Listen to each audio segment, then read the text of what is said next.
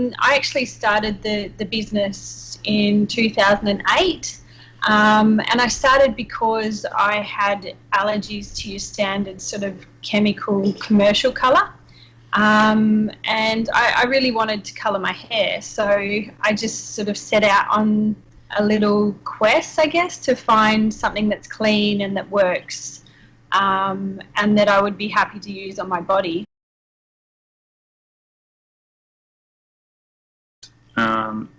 I mean, the thing is, the difference with these plants is the way they're grown and the way they are treated once they come into a warehouse. And that's what creates or makes them more effective or functional. Yeah. So for how long? Yeah. How long will it stay? It's what's called a semi-permanent to permanent color. But by this, I will go back to what Charmaine just mentioned. So, in the hair care world, there's two terms: the permanent and semi-permanent. This doesn't relate to the longevity of the dye on your hair. So it doesn't mean that a semi-permanent color will wash out and a permanent color will stay. What it relates to is how the dye actually gets put onto your hair.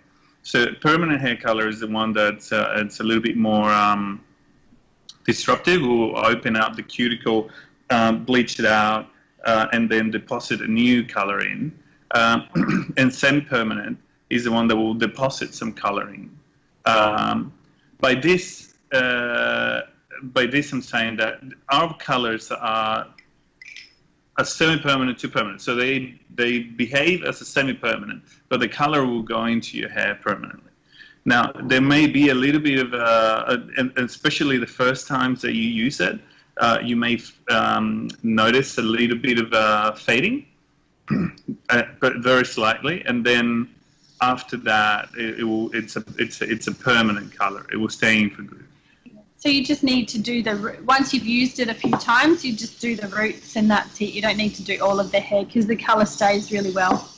Oh, that sounds great. I can't wait to try it. Yeah. And then what about if people already have treated hair and they, with the other harsher chemicals, and then they start using your product, what is there any special instructions that you have for people that have already color treated hair? Yeah, well, our colors would definitely be good for them. The thing that you just need to think about is that because our colors are 100% certified organic, they don't have any ingredients which lighten. So you can't lighten your hair with our products. You can only sort of highlight or darken.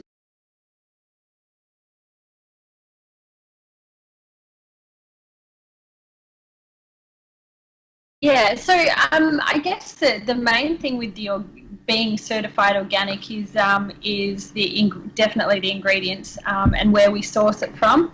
Having the organic certification means that we need to make sure that there's everything is transparent and all of the supply chain is clean and you know, every step along the way there's organic processes and procedures that go towards making each ingredient. So it is quite a lot of work to be certified organic. You know, you really need to just be transparent and open. Yeah, so that's. So like the suppliers. I could go right into it, but there is quite a lot involved in it. So I don't. Yeah. So at present we have two certifications. One that's current for the Australian standard, and then which is NASA. It's not the space program. There's double A at the end.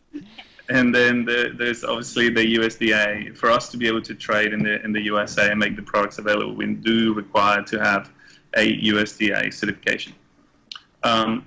They're both very rigorous and processes, as Charmaine mentioned.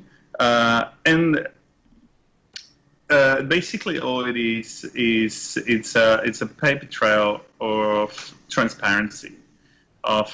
So basically, if you want, we can track back to where, with this certification, you can track back where a batch of product was grown.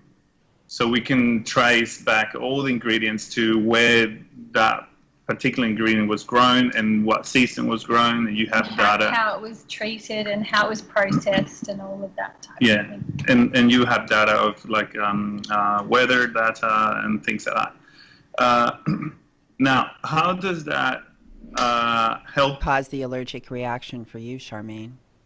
Yeah, so I don't know if you yourself, Elaine, have ever read the ingredients of a standard sort of hair color that you'd get off the shelf.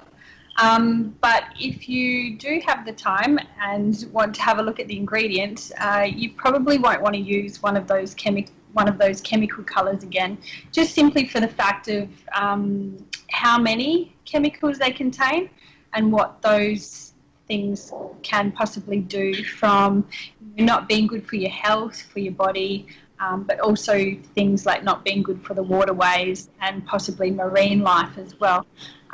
So yeah, it's one of those things. I mean, there's one ingredient in particular which does cause which is usually the culprit of causing the allergic reactions, which is called paraphenyldiamine.